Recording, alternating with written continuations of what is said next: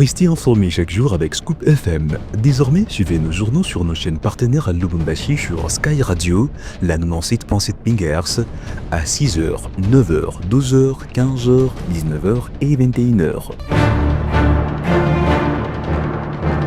Suivez-nous également sur la radio communautaire Moïseni chaque jour à 9h05, 10h03 et 21h juste. Le journal du Scoop FM passe aussi sur Kipushi 24 Radio à 8h30, 12h30, 16h juste, 18h30 et 21h30. Retrouvez-nous également sur Vox Congo. Téléchargez dès maintenant l'application Vox Congo pour rester informé en temps réel.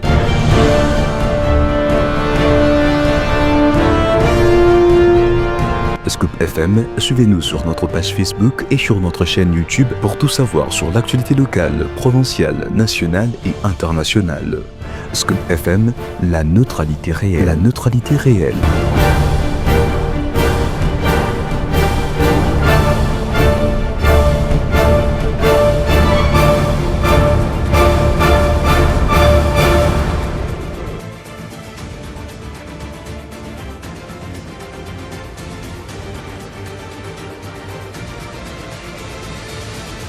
Bonjour mesdames et messieurs, bienvenue dans cette nouvelle édition du journal. Armel Mutombo à sa présentation. Voici donc le sommaire.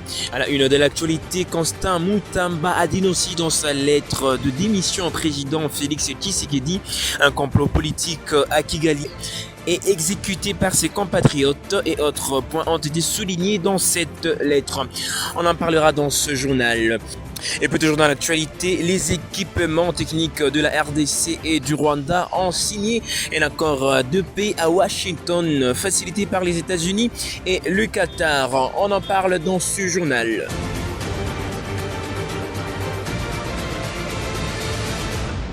Encore une fois, mesdames et messieurs, bienvenue dans cette nouvelle édition du journal. Ouvrons d'abord ce journal par cette information. Constant Mutamba a dénoncé dans sa lettre de démission au président Félix Tshisekedi un complot politique à Kigali et exécuté par ses compatriotes. Et autres points ont été soulignés dans cette lettre. Suivez plus de détails dans ce commentaire de Nikez Umba. Dans sa lettre de démission adressée au chef de l'État, Félix Tshisekedi, le mardi dernier, à l'issue d'une accusation liée au détournement des fonds pour la construction des prisons à Kisangani, Constant Mutamba dit avoir engagé des réformes sous ordre du président de la République et de la chef du gouvernement, Judith Suminwa. C'est entre autres le désengorgement des prisons et l'amélioration des conditions de vie des détenus, la réforme de l'inspection des services judiciaires et pénitentiaires, la relance de l'école de criminologie pour former les inspecteurs de la police judiciaire, la dotation des moyens de location aux agents et cadres du ministère de la Justice, la rénovation des prisons et du palais de la Justice et bien d'autres réformes qui ont été considérées de malades par le président Félix Tshisekedi. Il a également dénoncé dans cette même lettre un complot politique conçu à Kigali, soutenu et exécuté par des compatriotes visant à freiner sa lutte contre l'AFC M23 et à bloquer les réformes en cours après qu'ils aient plusieurs fois tenté de l'éliminer même physiquement. Il a rappelé son intégrité et son engagement envers sa patrie, sa loyauté envers l'autorité du chef de l'État Félix Tshisekedi et a promis ne jamais abandonner les combats pour une justice juste et équitable pour tous et promet également le non-abandon du combat contre les envahisseurs. Il finit sa lettre en disant: en tant que républicain respectueux de la Constitution et des lois de notre pays, je vous remets ce jour, non sans regret, ma démission pour faire face à ce complot politique dont revendique le ministre rwandais des Affaires étrangères qui a jubilé à travers son tweet, ainsi que les responsables de la FCM 23 dont l'objet ultime est d'obtenir mon élimination physique. Et puis, toujours sur ce même sujet, le ministre de la Justice et garde des Sceaux, Constant Mutamba, a officiellement remis sa démission au président Félix Tshisekedi dans une lettre rendue publique ce mercredi 18 juin 2025. Ce départ intervient dans un contexte marqué par des accusations graves et des tensions politiques, en accusant le Rwanda d'être complice sa chute dans sa lettre. Nous avons joint un analyste politique indépendant qui donne sa version des faits dans ce propos de Jean Bondo. Je crois que nous avons tous suivi à travers les médias que Maître Constant Mutamba, le ministre de la Justice et garde Sceaux, a déposé sa démission auprès du président de la République.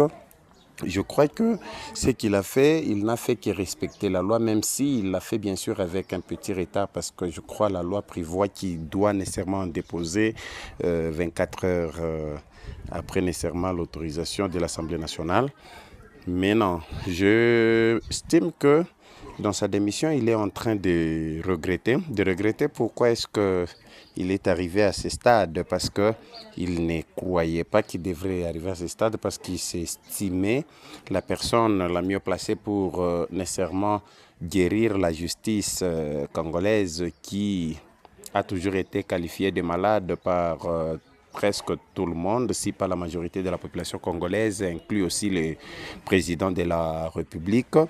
Vous savez, dans la réalité des choses aussi, c'est que je n'ai pas aimé dans son contenu, c'est que il a semblé presque faire la publicité de Kigali, parce que, vous savez, on ne doit pas nécessairement à chaque fois chercher toujours une brèche où on doit accuser Kigali pour telle ou telle autre raison, même si lui estime que Kigali serait derrière nécessairement cette machination, mais je crois aussi que Kigali n'a pas été à l'Assemblée nationale pour lever les immunités. Kigali n'a pas été avec Firmin Vonde pour écrire les notes. Je crois que cette politique-là de chercher à tout moment à voir où est Kigali dans ce que nous avons fait de mal, je crois que n'est pas une bonne politique. Je crois ce qui est en train de renforcer encore Paul Kagame. Nous devons nous assumer. Et je crois que le ministre de la Justice a estimé qu'il n'a rien fait. Alors, dans sa lettre, il présente un aspect selon lequel tout est déjà conclu, il a déjà perdu d'avance, alors qu'il ne peut que faire face à la justice. Et puis, autre actualité, Jean-Marc Kabounda, autorité morale du mouvement parti politique coalition de la gauche du RDC, a dans son discours lors de sa création ce mercredi 18 juin 2025 mis toute responsabilité sur les épaules du régime en place. Si le pays arrivait à une balkanisation et à présenter la nouvelle plateforme politique comme celle qui doit apporter un air nouveau. Je vous prie de l'écouter dans cet extrait choisi par votre rédaction. Ensuite, d'écouter la voix de la sagesse qui voudrait qu'un dialogue inclusif entre les Congolais soit convoqué pour mettre fin à la guerre dans notre pays avant qu'il ne soit trop tard.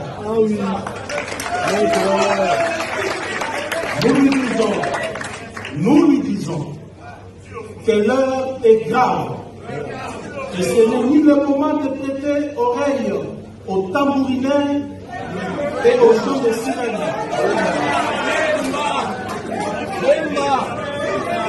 Nous lui disons que l'heure est grave.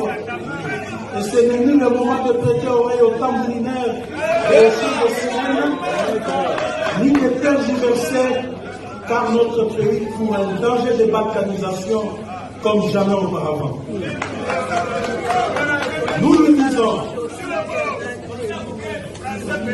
Nous lui disons qu'il sera le seul à porter la responsabilité devant l'histoire si l'irréparable arrivait à notre pays. Et puis toujours dans l'actualité, les équipements techniques de la RDC et du Rwanda ont signé un accord de paix à Washington facilité par les États-Unis et le Qatar. Cet accord traite de l'intégrité territoriale, du désarmement des troupes armées et du retour des réfugiés avec un sommet des chefs d'État prévu pour renforcer ces engagements. Fatou Niembo. L'équipe technique de la République démocratique du Congo et la République du Rwanda ont paraphé un accord de paix à Washington sous la médiation des États-Unis et avec la présence d'un représentant du Qatar. La cérémonie marquée par la participation d'Alison Noukier, secrétaire d'État adjointe américaine, a été suivie d'une signature ministérielle officielle prévue pour le 27 juin sous l'égide du secrétaire d'État Marco Rubio.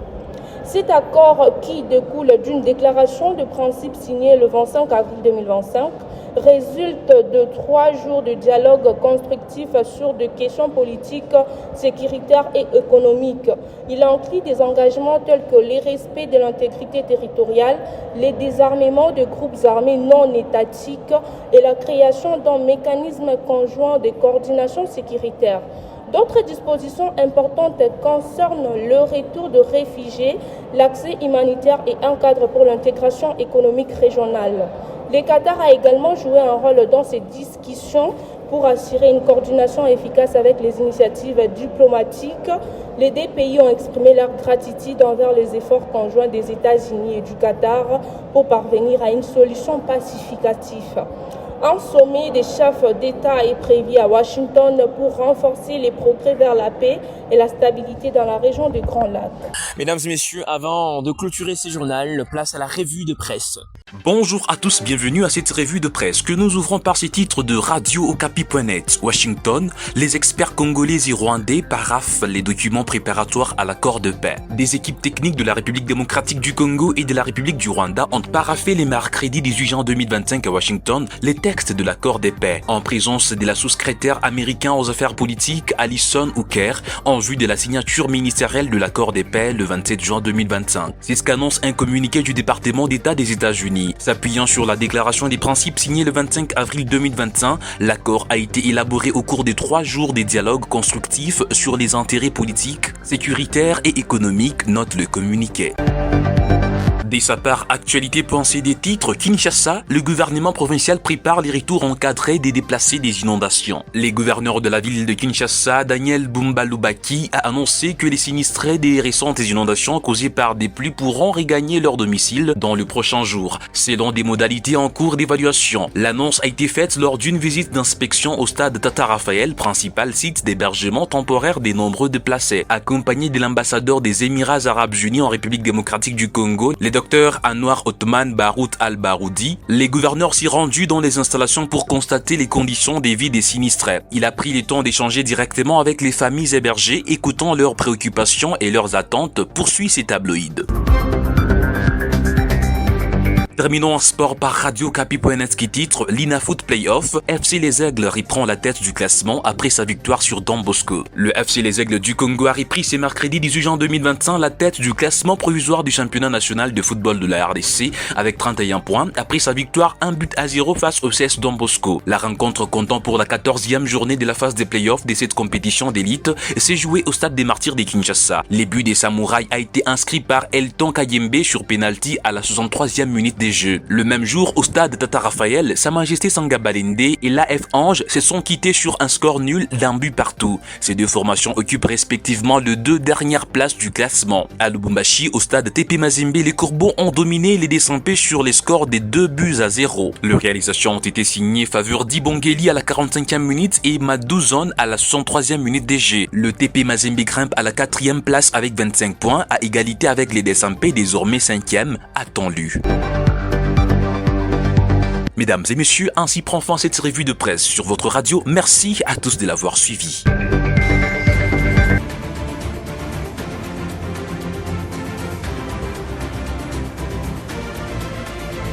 C'est tout pour ce journal. Mesdames et messieurs, merci de nous avoir suivis. C'était Armel Mutombo à sa présentation sous la coordination de Christian Mouchampa. On se fixe rendez-vous demain pour une nouvelle session d'information. D'ici là, portez-vous bien.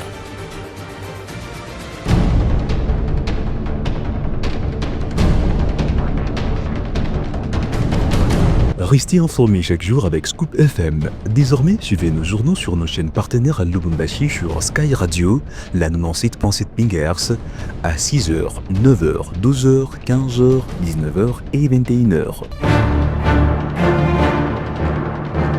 Suivez-nous également sur la radio communautaire Moïseni chaque jour à 9h05, 10h03 et 21h juste. Le journal du Scoop FM passe aussi sur Kipushi 24 Radio à 8h30, 12h30, 16h juste, 18h30 et 21h30.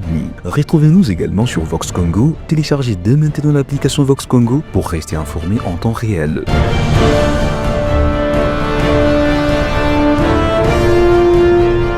Scoop FM, suivez-nous sur notre page Facebook et sur notre chaîne YouTube pour tout savoir sur l'actualité locale, provinciale, nationale et internationale. Scoop FM, la neutralité réelle. La neutralité réelle.